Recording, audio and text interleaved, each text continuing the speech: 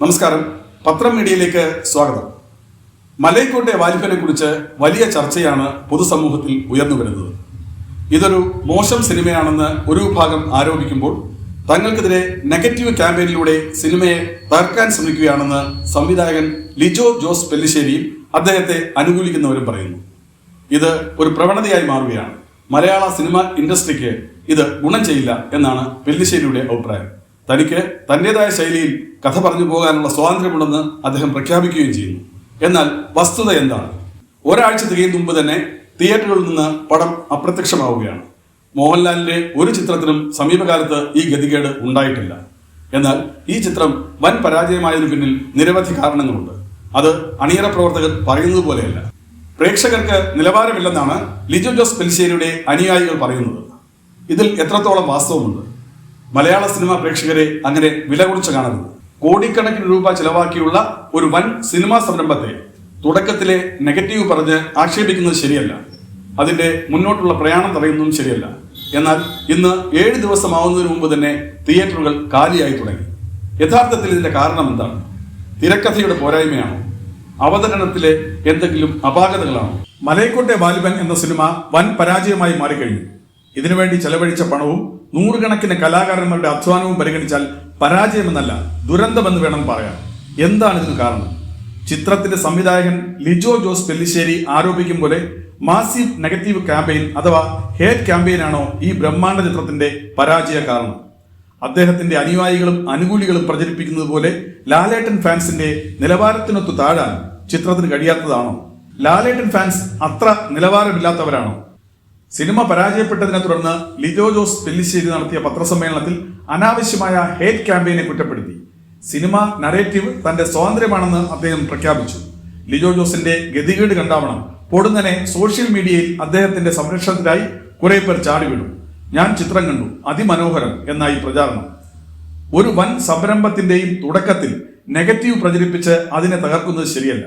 എന്നാൽ ഇന്ന് മലൈക്കോട്ടെ വാലിബൻ കാണാൻ തിയേറ്ററിൽ ആളില്ലാത്ത അവസ്ഥയാണ്. എന്താണ് ഈ ബ്രഹ്മാണ്ഡ ചിത്രത്തിന് സംഭവിച്ചത്? ലിജോയും അനുയായികളും പറയുന്നത് മലയാളിക്ക് ലിജോയുടെ ചലച്ചിത്ര ആഖ്യാനം അത്രയ്ക്കങ്ങ് മനസ്സിലായിട്ടില്ല എന്നാണ്. ലിജോയുടെ നിലവാരത്തിലേക്ക് ഉയരാൻ പ്രേക്ഷകർക്കോ പ്രേക്ഷകരുടെ നിലവാരത്തിലേക്ക് താഴാൻ ലിജോയ്ക്കോ കഴിയുന്നില്ല. അതാണത്രേ മുഖ്യ പ്രശ്നം. ഹോളിവുഡ് നിലവാരത്തിൽ ഒരു പടം പിടിച്ചു വെച്ചിട്ട് ബ്ലഡി മലയാളീസിന് മനസ്സിലാവാഞ്ഞിട്ട് അത് പടത്തിന്റെ കുറ്റമാവുന്നത് എങ്ങനെയെന്നാണ് ബ്രഹ്മാണ്ഡ ചോദ്യം. ഒരു ശരാശരി നിലവാരമുള്ള പ്രേക്ഷകൻ എന്ന നിലയിൽ പറയട്ടെ, പ്രശ്നം അതൊന്നുമല്ല. വാലിബൻ മലയാള സിനിമാ ചരിത്രത്തിലെ തികഞ്ഞ പരാജയമാണ്. എത്ര ബുദ്ധിജീവി നാട്യങ്ങൾ കാണിച്ചാലും നല്ലതേ മലയാളി സ്വീകരിക്കൂ. അതിന് പ്രേക്ഷകനെ കുറ്റം പറഞ്ഞ് കരഞ്ഞിട്ട് ഒരു കാര്യവുമില്ല. ചില നേരം അമച്വർ നാടക പ്രഭാഷണ ചടുലതകൾ, ചില നേരം പ്രൊഫഷണൽ നാടക അട്ടഹാസം, ചില നേരം ബാലെ മോഡൽ നൃത്തച്ചുവടുകൾ, ഷോലയും തടവറയും ഓർമ്മിപ്പിക്കുന്ന സംഘടന ക്യാബറെ രംഗങ്ങൾ, രമണനെ ഓർമ്മിപ്പിക്കുന്ന സംഭാഷണ ഗാനം, ഇതിന്റെ എല്ലാം അവിയൽ പരുവമാണ് വാലിബൻ. മലയാളിക്ക് നിലവാരമില്ലാത്തതല്ല, സിനിമാ ശില്പികൾക്ക് ബോധമില്ലാത്തതാണ് പ്രശ്നമെന്ന് വ്യക്തമാണ്. പ്രേക്ഷകർ ലാലേട്ടന്റെ വൻ ചിത്രം തിരസ്കരിച്ചതും ഇതിനാലാണ്. മോഹൻലാൽ, ഹരീഷ് പേരടി എന്നിവരുടെ വിസ്മയകരമായ കഥാപാത്ര പകർന്നാട്ടവും ഫോട്ടോഗ്രാഫിയുടെ അതിമനോഹാരിതയും എടുത്തു പറയാതിരിക്കാൻ വയ്യ. ഇതൊഴിച്ചാൽ അട്ടർ ഫ്ലോപ്പ് എന്ന് ഈ ചിത്രത്തെ വിശേഷിപ്പിക്കാം. ഏറ്റവും വലിയ പരാജയം കഥയും തിരക്കഥയും തന്നെ. ലിജോ അവകാശപ്പെടുന്നത് പ്രധാന കഥാപാത്രത്തിന്റെ സാധാരണക്കാർക്ക് കാണാനാവാത്ത വ്യഥകളിലേക്കാണ് സിനിമ സഞ്ചരിക്കുന്നത് എന്നാണ്. ഭൂതക്കണ്ണാടി വെച്ച് നോക്കിയാലും ആ കാണാകഥ പ്രേക്ഷകന് കാണാനാവില്ല. അത് കഥാ തിരക്കഥാകൃത്തുക്കളുടെ മനസ്സിൽ തന്നെ ഇപ്പോഴും തപസ്സിരിക്കുന്നുണ്ടാവണം. അതിന് പ്രേക്ഷകന്റെ നിലവാരത്തെ കുറ്റപ്പെടുത്തിയിട്ട് കാര്യമില്ല. പ്രധാന കഥാപാത്രത്തിന്റെ സഞ്ചാരപാതയിൽ ഒരിടത്ത് വെച്ച് പ്രേക്ഷകർ അയാളെ കണ്ടെത്തുന്നു, അയാൾക്കൊപ്പം സഞ്ചരിക്കുന്നു എന്നാണ് ലിജോയുടെ പക്ഷം. നായകന്റെ മനോവ്യാപാരങ്ങൾ മനസ്സിലാക്കപ്പെടാതെ പോയി എന്നാണ് ലിജോ അഭിപ്രായപ്പെടുന്നത്. കാളവണ്ടിയിൽ കയറിപ്പറ്റാൻ ഞൊണ്ടി നടക്കുന്ന ഉപനായികയെപ്പോലെ ഞൊണ്ടിയാണ് ഈ തിരക്കഥയും മുന്നേറുന്നത്. 2ാം ഭാഗം ഒരുക്കാനുള്ള വ്യഗ്രതയുടെ ഞൊണ്ടൽ സിനിമയുടെ ക്ലൈമാക്സിൽ മുഴച്ചു നിൽക്കുന്നു. ഉജ്ജ്വലം, ഉദാത്തം, വൻ സംഭവം എന്നൊക്കെ ലിജോ സ്വന്തമായി വിചാരിക്കുകയും വാഴ്ത്തുപാട്ടുകാർ നീട്ടിപ്പാടുകയും ചെയ്യുന്ന ഈ ചിത്രത്തിന്റെ പ്രധാന തകരാറ് ഞൊണ്ടി നീങ്ങുന്ന കഥയും തിരക്കഥയും തന്നെയാണ്. എവിടെന്നോ വന്ന നായകൻ എങ്ങോട്ടോ പോകുന്ന നായകൻ. ഇതിനിടയിൽ നാടകീയമായ റൊമാൻസും അനാഥത്വത്തിന്റെ സെന്റിയും തട്ടു പൊളിഞ്ഞു പോകുന്ന സംഘട്ടന രംഗങ്ങളും ആന്റി ക്ലൈമാക്സും. ഏറ്റവും അസഹനീയമായത് തലച്ചോർ കലങ്ങിപ്പോകുന്ന പശ്ചാത്തല സംഗീതമാണ്. സംഗീതമെന്നല്ല, വാദ്യ ശബ്ദ പീഡനം എന്ന് തന്നെ പറയാം. സിനിമ കണ്ടിറങ്ങി നേരത്തോട് നേരമായിട്ടും കാതിലെ ഭീതിതമായ മുഴക്കം മാറുന്നില്ല എന്നതാണ് വാസ്തവം. ഉത്സവ രംഗങ്ങളിലെ ഭീതിതമായ വാദ്യഘോഷവും നിലയ്ക്കാത്ത തുള്ളലും ഘോര പീഡനവുമാണ് കാശ് മുടക്കിയ പ്രേക്ഷകന് സമ്മാനിക്കുന്നത്. ചിത്രത്തിന്റെ തുടക്കം മുതൽ കാവാലം നാരായണപ്പണിക്കരുടെ നാടക പരീക്ഷണങ്ങളുടെ വികലമായ ആവിഷ്കരണം കാണാം.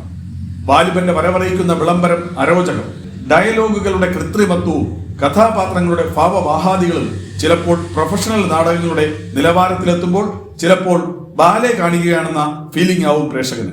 പലയിടത്തും കാത്തിരിക്കാൻ കാമുകിമാരുണ്ടെന്ന് സ്വയം സമ്മതിക്കുന്ന നായകൻ അതിസുന്ദരിയായ നായികയെ മാത്രം നിരസിക്കുന്നതും ഗർഭവും സംശയവും കൊലയും തെറ്റിദ്ധാരണയും പകയും ഒക്കെ ചേർന്ന് ഷേക്സ്പീരിയൻ കാലഘട്ടത്തിലെ ഒഥല്ലോയിലേക്ക് പ്രേക്ഷകനെ കൂട്ടിക്കൊണ്ടുപോയാൽ അതിന് പ്രേക്ഷകനെ കുറ്റം പറയാനാകും. എവിടെ തുടങ്ങണം എവിടെ അവസാനിപ്പിക്കണമെന്നറിയാതെ ഉഴലുന്ന സിനിമാ ശില്പികൾ. കഥ കൊഴുപ്പിക്കാനെടുത്ത ആമ്പത്തൂർ കോട്ടയിലെ യുദ്ധവും ഉത്സവ കാഴ്ചകളും അരോചക ബഹളത്തിൽ ആഴ്ന്നുപോയി.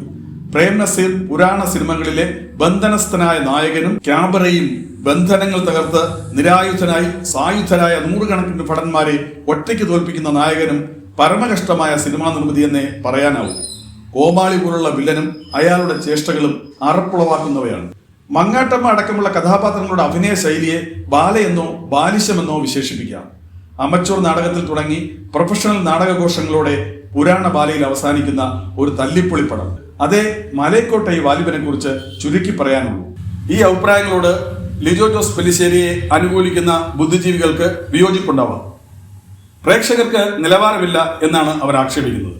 പ്രേക്ഷകരുടെ നിലവാരത്തിനൊത്ത് താഴാൻ ലിജോ ജോസ് പെല്ലിശ്ശേരിക്കോ ലിജോ ജോസ് പെല്ലിശ്ശേരിയുടെ നിലവാരത്തിനൊത്ത് ഉയരാൻ പ്രേക്ഷകർക്കോ കഴിയാതെ പോയതിന്റെ ഗതികേടാണിത് എന്നാണ് അവർ വാദിക്കുന്നത്. വാസ്തവത്തിൽ വളരെ മോശം തിരക്കഥയും മോശപ്പെട്ട നരേഷനുമാണ് ഈ സിനിമയെ വൻ പരാജയത്തിലെത്തിച്ചത്. കഥയും തിരക്കഥയും തീരെ ദുർബലമാണ്. ആധുനികോത്തരമെന്ന് അവകാശപ്പെട്ട് അവതരിപ്പിക്കുന്ന നരേഷൻ രീതി ആറുബോറും. അതുകൊണ്ട് തന്നെയാണ് ഈ ചിത്രം സമ്പൂർണ്ണ പരാജയമായി മാറുന്നത്. എവിടെ നിന്നോ വന്ന് എങ്ങോട്ടോ പോകുന്ന വാലിബൻ. തിരക്കഥ ഒട്ടും തന്നെ ഭദ്രമല്ല. ഒരു രണ്ടാം ഭാഗത്തിന് ഗ്യാപ്പ് ഇട്ടുകൊണ്ടുള്ള വളച്ചൊടിക്കൽ ഈ സിനിമയെ വികലമാക്കുന്നു. യാഥാർത്ഥ്യങ്ങൾ മനസ്സിലാക്കുക, പ്രേക്ഷകരെ വിലയിടിച്ച് കാണാതിരിക്കുക, പ്രേക്ഷകരുടെ നിലവാരത്തിനൊത്ത് സംവിധായകൻ ഉയരുക, ഇത് മാത്രമാണ് പ്രതിവിധി. ഈ അഭിപ്രായങ്ങളോട് വിയോജിപ്പുള്ള ലിജോ ജോസ് പെല്ലിശ്ശേരി അനുകൂലികൾ ഉണ്ടാവാം. ആ ബുദ്ധിജീവികൾ ഇതുവരെ സിനിമ കണ്ടിട്ടില്ലെങ്കിൽ തിയേറ്ററിൽ പോയി സിനിമ കാണുക. ഈ പീഡാനുഭവം നിങ്ങൾക്കും അനുഭവിക്കാം.